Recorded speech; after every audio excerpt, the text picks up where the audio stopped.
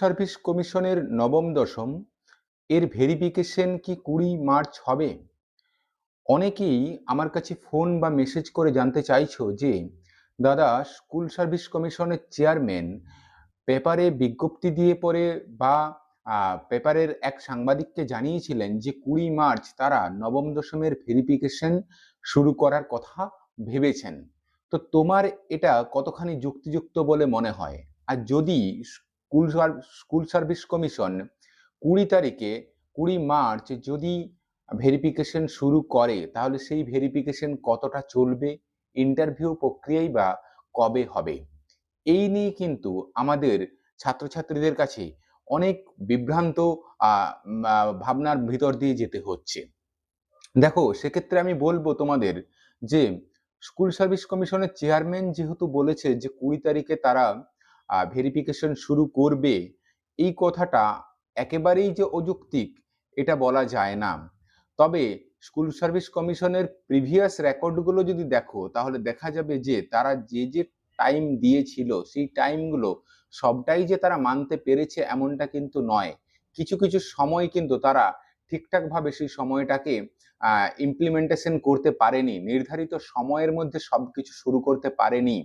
সুতরাং এবারের 20 তারিখে যে স্কুল সার্ভিস কমিশন তাদের দায়বদ্ধতা দেখিয়ে নবম দশমের ভেরিফিকেশন শুরু করবে, এটা নিয়ে কিন্তু একটা বড় প্রশ্ন থেকে যাচ্ছে।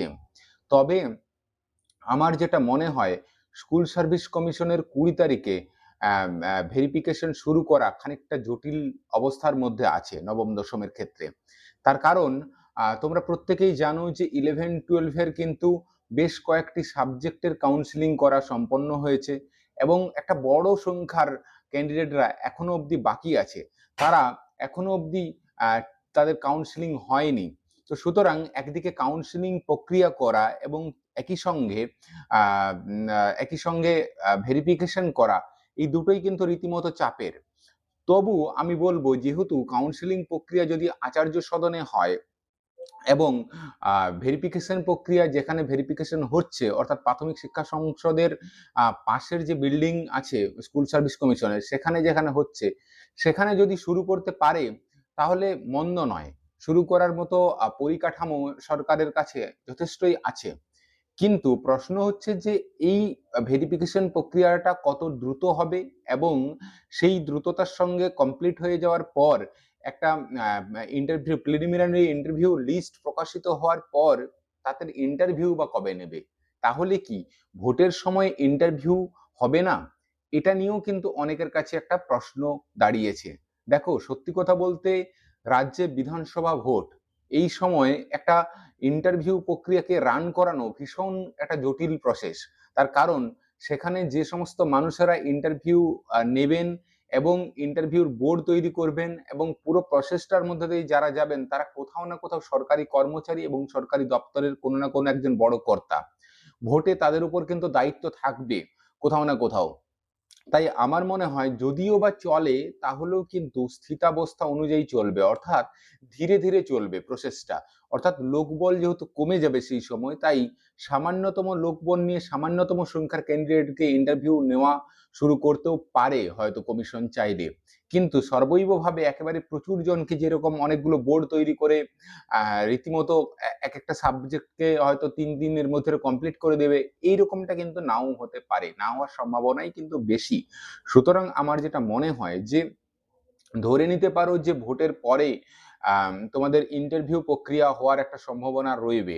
যদি হয় তাহলে সেটা অতি অবশ্যই গুরুত্বপূর্ণ বিষয় হয়ে থাকবে আমাদের কাছে এবং আমাদের প্রস্তুতিটা সেই মতো করে চলবে। তবে হ্যাঁ, ভেরিফিকেশন যখনই কমপ্লিট হয়ে যাবে তখন তোমার কাছে কিন্তু একমাত্র কেন্দ্রবিন্দু থাকছে তোমার ইন্টারভিউ।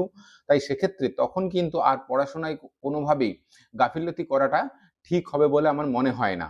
তাই তোমরা রীতিমতো লেগে থাকো এবং জেদের ভিতরে থাকো যে এবারে স্কুল সার্ভিস কমিশনের যে পরীক্ষা, তোমরা তো বুঝতেই পারছো যে কতটা কম্পিটিশন হয়েছে। তো সেই কম্পিটিশনটাকে যাতে করে তোমরা ওভারকাম করতে পারো, নিজেদের সফলতার একটা জয়গান গাইতে পারো, সেই রকম একটা প্রতিবাদী মানসিকতা নিয়ে পরে এই সময়টা অতিবাহিত করো। তার কারণ ভোটের পরেই বা এবছরের দুর্গাপূজার সময়কালীন অবস্থাতে কিন্তু নবম দশমের পুরো প্রসেসটা কিন্তু কমপ্লিট হওয়ার একটা সম্ভাবনা দেখা যাবে। প্রত্যেকেই তৈরি হও এবং নিজেদের ভিতরে কিন্তু সেই শক্তি রাখো যাতে করে পড়াশোনাটার ভিতরে কমিউনিকেট করতে পারো।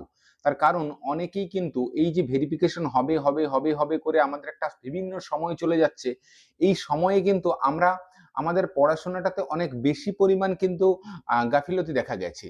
আমাদের ব্যক্তিগতভাবেও কিন্তু আমার কাছে অনেকেই আগে ফোন মেসেজ করতো, তো তখনও কিন্তু তাদের মধ্যে দেখেছি যে পড়াশোনার যে কতখানি একটা এনার্জি ছিল, কিন্তু দিনের পর দিন এসএসসির এই যে টালমাটাল অবস্থা, তাতে করে কিন্তু ছাত্রছাত্রীরা ডিমোটিভেট হচ্ছে। তাই তোমরা নিজেরা নিজেদেরকে কিন্তু একটা রুটিনের মধ্যে রাখো, তাতে করে অন্তত তোমরা কিছুটা হলেও অন্তত সমৃদ্ধ হতে পারবে, কিছুটা হলেও পরেও কিন্তু নিজেদের বিষয়গুলোর মধ্যে আবদ্ধ থাকতে পারবে। প্রত্যেকে ভালো থেকো।